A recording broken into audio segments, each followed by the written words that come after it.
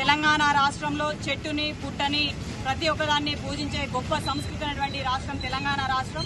మనం నేటి నుంచి శ్రావణ మాసానికి ఎంటర్ అయిపోయాము. అంటే తెలంగాణలో మన మానుకోట జిల్లాలో ఎస్పెషల్లీ ఉమ్మడి వరంగల్లో మనము శ్రావణ మాసంలో బోనాల పండుగని అంగరంగ వైభవంగా చేసుకుంటాము.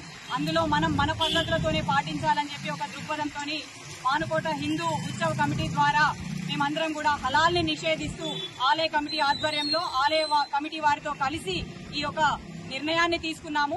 ఇప్పటి నుంచి మన సనాతన ధర్మంలో హిందువుల యొక్క పద్ధతి, హిందువుల యొక్క సంస్కృతిని మాత్రమే పాటించాలి. పరమతస్థులు, అన్య మతస్థులు ఎవరు వచ్చి ఇక్కడ కట్ చేసినా కూడా దాన్ని నిషేధించాలని చెప్పి కోరుకుంటున్నాము. అలాగే హైందవ బిడ్డలు కూడా ప్రతి ఒక్కరు వచ్చి కూడా మన పద్ధతిలో జట్కా మరియు ముర్దాల్ మాత్రమే చేయాలి.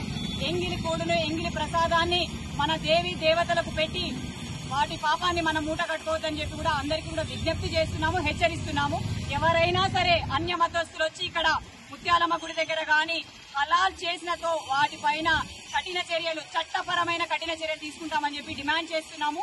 ప్రతి ఒక్క హిందూ బిడ్డ కూడా మన పద్ధతి, మన సంస్కృతి, మన పద్ధతి ధోరణిలోనే ఇక్కడ జట్కా మాంసాన్ని మాత్రమే అమ్మవారికి సమర్పించాలని చెప్పి కోరుకుంటున్నాము. జై శ్రీరామ్, జై శ్రీరామ్, జై